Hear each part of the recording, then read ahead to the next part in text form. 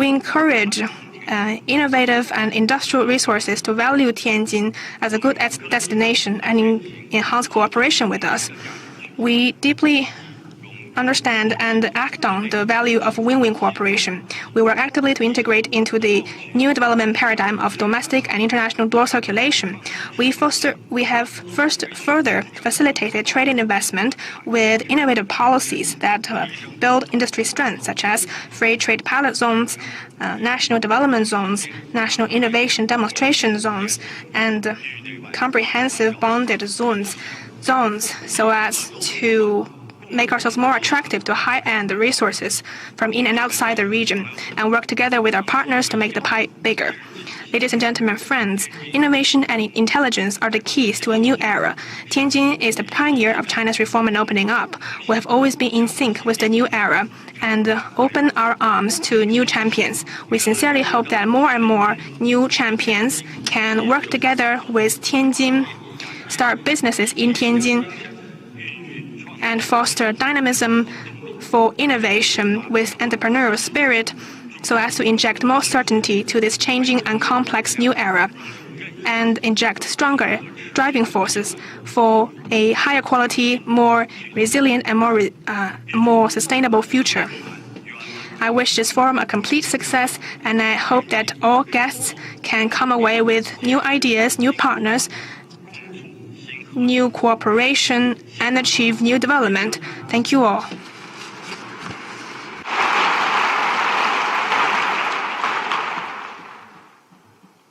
谢谢张公市长。Thank you, Mayor Zhang. In extending our warmest round of applause to welcome His Excellency, Mr. Li Qiang, Premier of the State Council of the People's Republic of China, and Mr. Borge Brender, President and CEO of the World Economic Forum.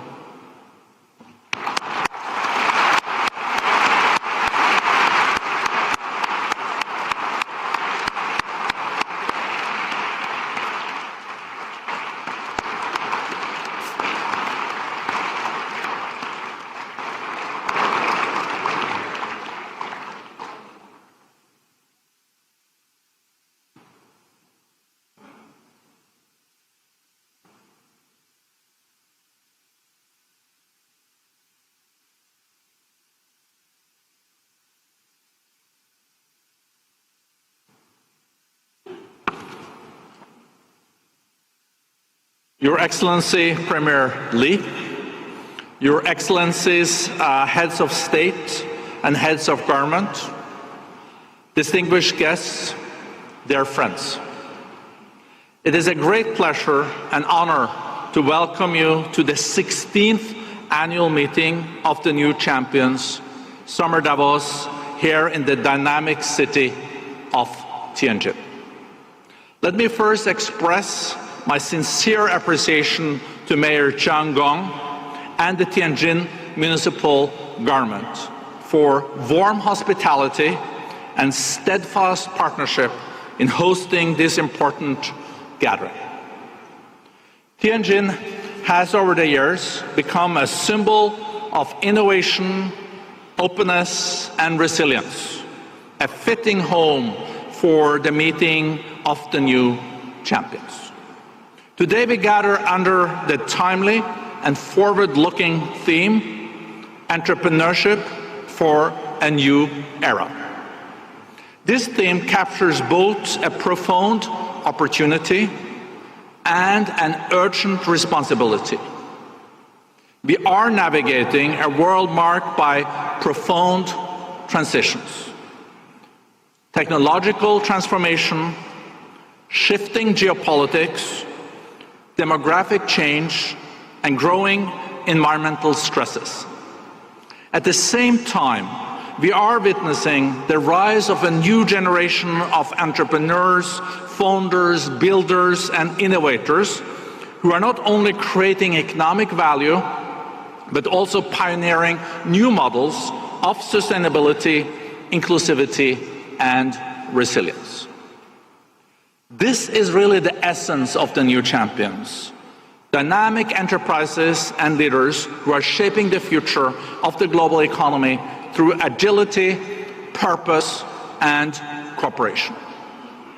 This new era also demands renewed trust, global coordination, and bold solutions. The challenge we face, from AI governance to supply chain resilience, from great transitions to skills for the future, cannot be addressed in silos. They require us to move beyond competition to co-creation, and from fragmentation to collaboration. China has long been a vital partner in this effort. Its entrepreneurial ecosystem, particularly in areas like artificial intelligence, digital economy, advanced manufacturing, green innovation, and others, continues to be a powerful driver of global growth and transformation. Premier Li, we are so honored by your presence here today. Your leadership in advancing high-quality development and deepening international cooperation is especially important at this pivotal moment. As we open this meeting, we do so with a clear purpose: to bring together not just ideas, but decisive action. More than 1,700 leaders gathered here from business, government, civil society, and academia will explore practical solutions and forge new partnerships to accelerate innovation and inclusive progress. Let us use this opportunity not only to discuss the future, but to build it together in a collaborative way. With that, it is my great privilege now to invite His Excellency Premier Li of the People's Republic of China to deliver the opening remarks. Premier.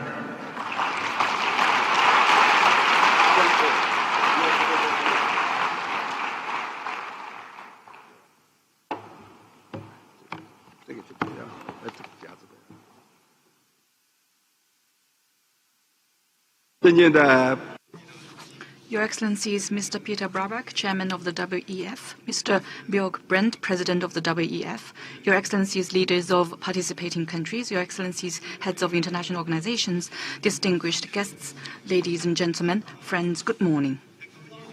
It gives me great pleasure to come to the beautiful city of Tianjin for the annual meeting of the New Champions 2025.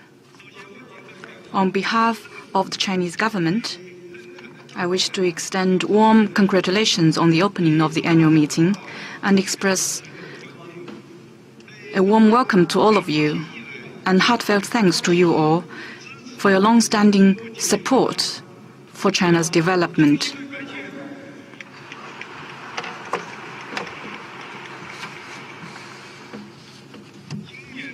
This year, the annual meeting of the New Champions is held in Tianjin for the 8th time. I remember back in 2008, when the annual meeting first came to this city, the world economy was grappling with the serious impact of the global financial crisis. People felt disoriented and anxious, not knowing whether the world economy could emerge from the difficult situation and where it was heading. I would say that history often rhymes to many's surprise. Today, the world economy and international economic and trade cooperation are confronted with new difficulties and challenges. As President Xi Jinping noted, global development is now at a critical crossroads. I think it is exactly at times like this that we must think deeply about how the global economy and trade will evolve.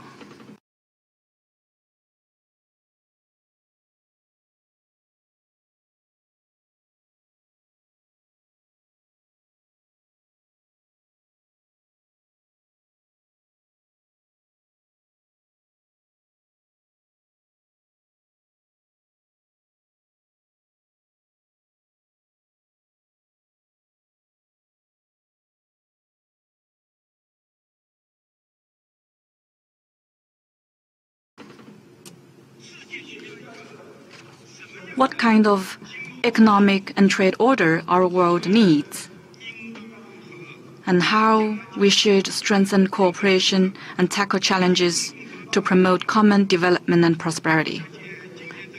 Here, I wish to take this opportunity to share with you a few thoughts of mine. 3 thoughts. My first point is that the current international economic and trade landscape is undergoing profound changes due to factors including geopolitics, technological advancement, and economic structure. The global economic and trade landscape is going through deep transformations and adjustments, all happening at a staggering speed and scale. This requires us to look beyond the complex and intricate dynamics and grasp the underlying trends and characteristics of these changes. As I see it, we need to pay particular attention to the following. First, the economic and trade system is becoming more diverse, and the Global South is rapidly gaining strength. While trade is weakening in developed economies, which represents the overall trend, Global South countries, which account for about 70% of the global population, are emerging as a vibrant market. There are a few numbers that I would like to share with you. Since 2000, trade in goods of developing countries has grown by 4.6 times in the past over 20 years, much faster than that of developed economies. And its share of global trade has increased from 30% in 2000 to 45%. In a context of rapid upward growth. As such, developing countries have increasingly become the main growth drivers of global growth. Second, trade is slowing down in traditional sectors, but growing in emerging sectors. The road to trade recovery has not been smooth over the past years, and international trade structure is also going through adjustments. I look at data from last year. In 2024, global trade in goods grew by a mere 2%, while trade in services expanded by 8.8% and contributed to 60% of total increase in global trade. In addition, the various technologies are advancing rapidly, which has pushed the frontiers of trade, leading to robust growth in digital trade and green trade. By 2024, the global exports of digital services had doubled in the past 10 years. Third observation is global mechanisms are facing challenges and regional collaboration is growing. We have seen substantial increase in protectionist measures and growing economic and trade frictions across the world. Data shows that in 2024, there were over 1,200 discriminatory trade barriers globally.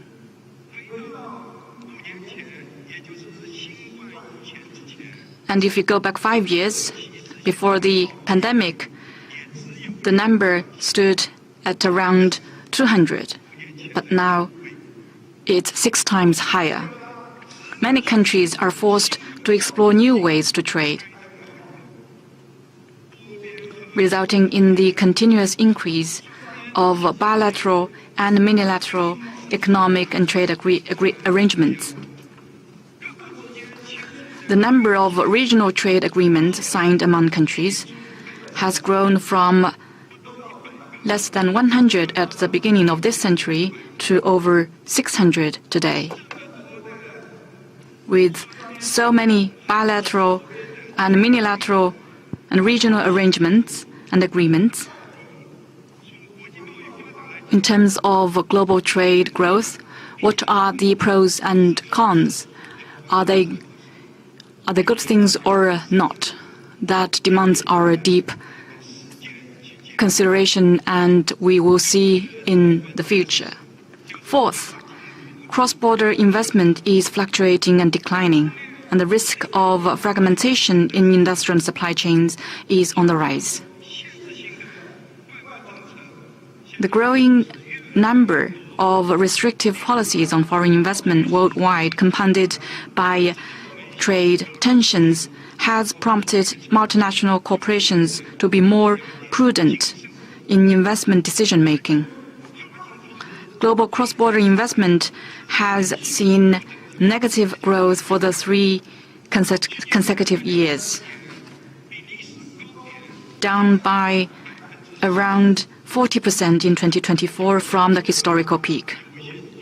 Some countries and regions have interfered with market activities in the name of de-risking, forcing adjustments in the international division of labor. The trends of friendshoring, nearshoring, and onshoring in industrial supply chains are strengthening, leading to more redundant construction and reduced efficiency of the economy. From these shifts, we can see that in the evolution of the international economic and trade landscape, there are both destructive factors that keep creating shocks and impacts, but we should also see that there are some positive forces that seek to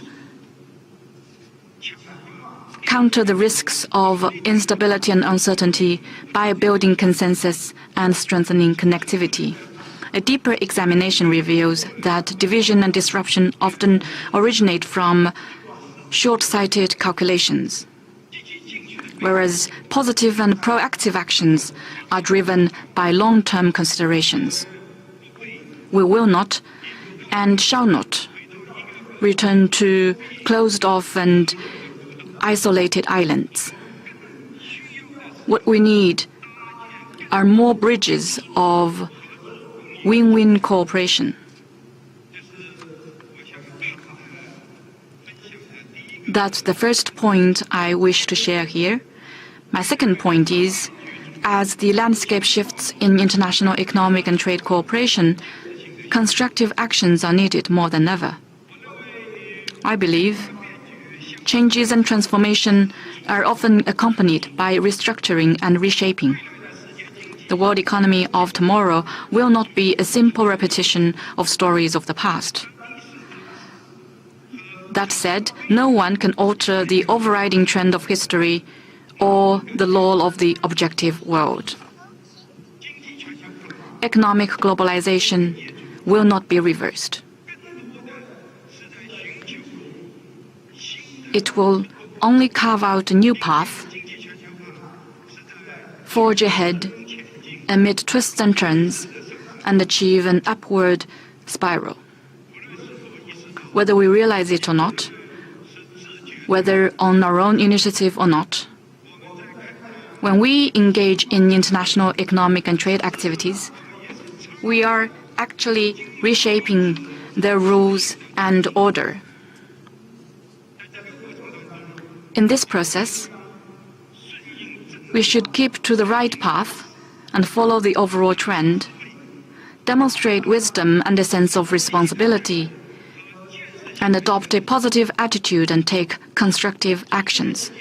Adopting a positive attitude means we should always keep to the right direction when growing the global economy and international trade, and firmly embrace a universally beneficial and inclusive economic globalization. Taking constructive actions means we should take more practical steps proactively to safeguard free trade and multilateralism and ensure the stable growth of the world economy. Specifically, I think that mainly includes the following 3 aspects.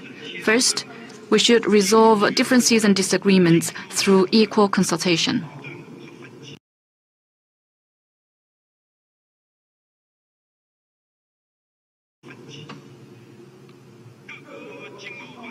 It is normal for countries to have differences and disagreements in their economic and trade relations. Our trade is so big, whether it's in multilateral trade or bilateral trade frameworks, there are all kinds of problems, and these are all normal. As long as they engage in dialogue and consultation in the spirit of mutual respect, I think solutions can always be found. We Chinese people have a long tradition and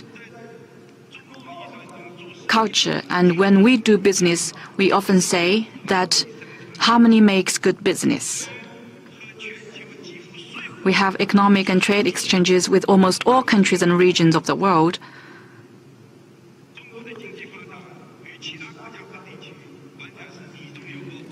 I think that is to say, you are in me, I am in you. We treat all our partners as equals, regardless of any differences in size, system, or culture. And we work with them to manage disagreements and expand consensus through dialogue and consultation in line with WTO principles. This year, China and 32 other countries jointly established the International Organization for Mediation in China's Hong Kong, which is a new initiative that seeks to use the wisdom of the East in resolving international disputes. China is ready to make persistent efforts with all countries to build maximum consensus and cement the foundation of the trust that underpins international economic and trade cooperation. Second, we should safeguard our common interests in mutually beneficial cooperation. The global economy is deeply integrated. No country can sustain its prosperity in isolation from the world. Hence, cooperation is a must if we want to achieve development. And to safeguard the common interests of all, at the end of the day, is to safeguard the interests of our own. In the face of global challenges, we should uphold the principle of extensive consultation and joint contribution for shared benefit, enhance macro policy coordination, safeguard stable and unimpeded global industrial and supply chains, and boost the security and resilience of countries' development through closer cooperation. China will continue to actively participate in G20, BRICS, and other multilateral cooperation, advance high-quality Belt and Road cooperation, and increase input in areas such as global connectivity and sustainable development to better promote common prosperity of all. The third thing that we should do is to contribute to each other's development by generating more growth. You know, currently the momentum of global growth is weakening, and many sectors are mired in the fight for existing resources. I'm afraid this is an important cause of the many problems we are seeing today. People are fighting for existing resources rather than expanding or adding more resources. To address this problem, should we choose a zero-sum approach and expand our own interests at the expense of others, or should we opt for win-win cooperation and make the pie bigger through openness and sharing? The answer is self-evident. When international economy and trade is facing headwinds, what we need to do is not resorting to the law of the jungle where the strong prey on the weak, but enabling each other's success through win-win cooperation. China has achieved great successes by committing itself to opening up, and going forward, China will open its doors still wider to the world. We will further integrate and connect with the global market, step up industrial collaboration with other countries, and actively share the fruits of our own development to deliver greater benefits to the world.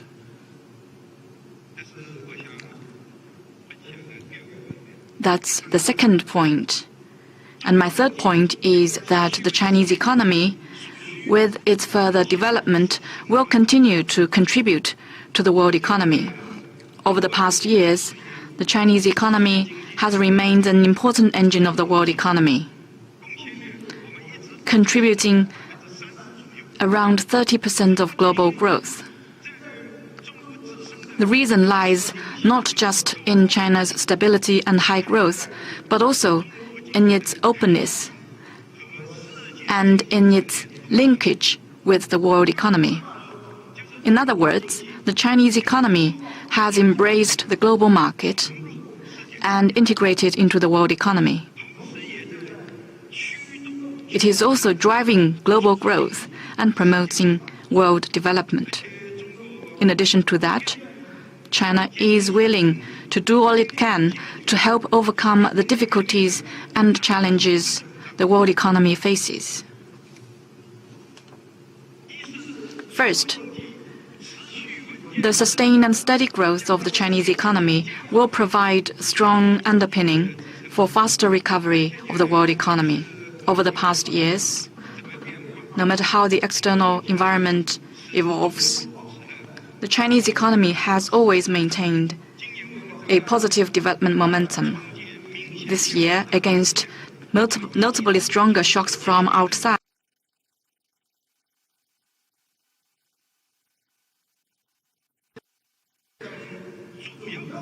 and the key economic indicators have kept improving since the start of the second quarter. Noticed that several well-known international agencies have revised up their growth forecasts of China.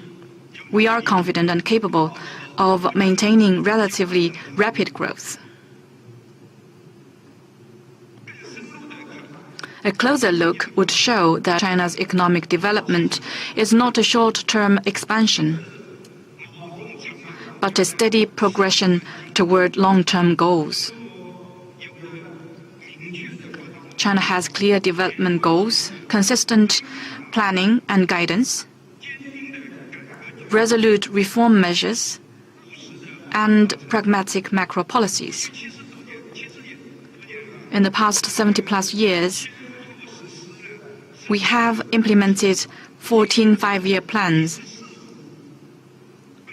This year is the last year of the 14th five-year plan, and we are now formulating the 15th five-year plan this year.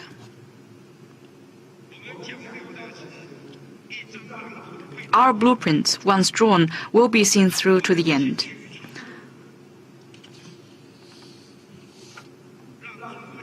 This enables the Chinese economy to navigate through cycles and develop in a sound and steady manner, and continue to provide more stability and certainty for the world economy. Second, the continuous expansion and upgrade of the Chinese market will create more room for global economy and trade to grow and regain momentum. China is already the world's second-largest consumer market and importer, with nearly 50 trillion yuan of consumption, over 50 trillion yuan of investment, and over 20 trillion yuan of imports, or in RMB yuan, of course.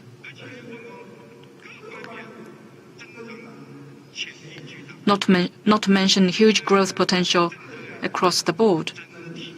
We are on track to become a high-income country in an all-round way, supported by robust demand for consumption upgrade, both in traditional areas such as clothing, food, housing, and transport, and in emerging areas such as smart terminal and cultural IP, which are growing very fast in recent years. We are intensifying our efforts to implement this strategy of expanding domestic demand by launching special initiatives to boost consumption. This will make China a mega-sized consumption powerhouse on top of being a manufacturing powerhouse, and provide more market space for enterprises around the world.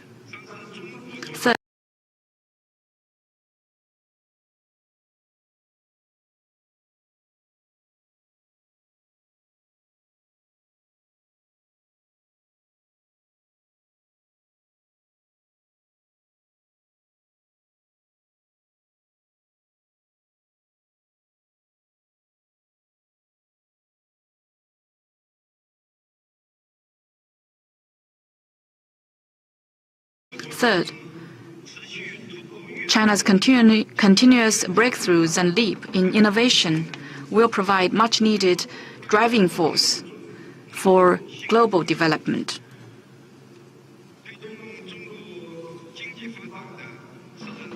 China's economy has been fueled by a constant pursuit of innovation and progress. For years, China has taken science and technology as its primary productive force and blazed a successful path whereby sci-tech innovation spearheads industrial innovation and industrial upgrade propels sci-tech evolution. In China today, high-speed railways traverse numerous mountains and rivers. Electric vehicles are serving millions of households, and artificial intelligence is empowering thousands of industries. In areas such as green energy and advanced manufacturing, Chinese technology now leads the world. And most notably, China's innovation is open and open source. We are willing to share indigenous technologies and innovation scenarios with the world and support international collaboration in research, development, application, and popularization in order to advance innovation-driven development in all countries through openness and cooperation. Ladies and gentlemen, friends, in the development of global economy and trade, entrepreneurs shoulder an important mission and play a critical role. The theme of this annual meeting, Entrepreneurship for a New Era, is highly relevant. I always believe that in human society, entrepreneurs are a group of people with exceptional talent who assume the important role of organizer of production and operation and the driver of social progress in various countries. In particular, in the vast market economy, entrepreneurs with their extraordinary insight, creativity, and ability to execute can organize various resource elements and transform them into real productivity, turn the uncertainty of changes in the market into the certainty of market success, and dare to blaze new trails for economic and social development. Together, they represent a unique and powerful force. Such entrepreneurs and such entrepreneurship are particularly invaluable as today's world economy grapples with all the changes and urgently needs a way out and forward. And they deserve to be respected, cherished, and supported. The new era requires entrepreneurs to play bigger roles, assume greater responsibilities, and add more new dimensions to entrepreneurship. I encourage you to do more things for the greater good. I hope you will always follow the laws of the market, do what is right, champion openness and cooperation, uphold economic globalization, oppose decoupling and severing of supply chains, and call on all sides not to turn trade into a political or security issue. I encourage you to do more things to break new grounds. I hope you will seize the opportunities of the new round of sci-tech revolution and industrial transformation, break free from temporary difficulties or obstacles, consolidate innovation resources in a broader scope with a long-term perspective, and unlock new promising areas in economic growth. I encourage you to do more things for win-win results. I wish you will embrace each other's development with an open and inclusive mind, share resources, draw on each other's strengths, promote market integration and mutual empowerment, and achieve common growth. The Chinese government will, as always, encourage and support entrepreneurs in their undertakings and endeavors, and continue to foster a market-oriented, world-class business environment governed by a sound legal framework. With arms wide open, we warmly welcome enterprises from around the world to invest in China, deepen your roots in China, develop alongside China, and work with us for a better future. To conclude, I wish this annual meeting a full success. Thank you.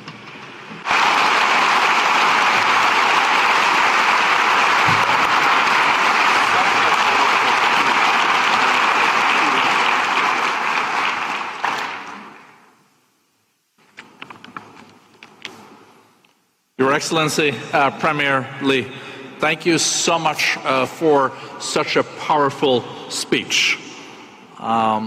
Safeguarding multilateralism and free trade, and as you underlined, Premier, also building more bridges and with stronger cooperation, and also with your wise words of harmony makes good business.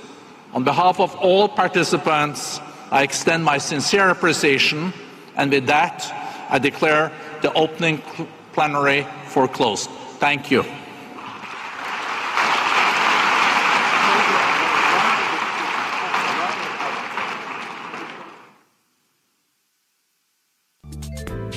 偷告诉大家，我最近发现了新法宝 Royal Face 逆时奇迹系列，它有活肤露、全效精华，还有精华霜。尤其我皮肤比较偏干，所以我非常的注重保湿。保湿做得好，肌肤自然烹饪。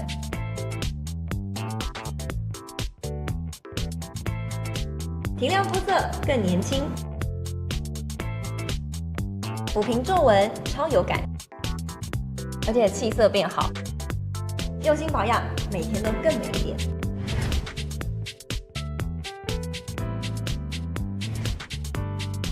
美吧。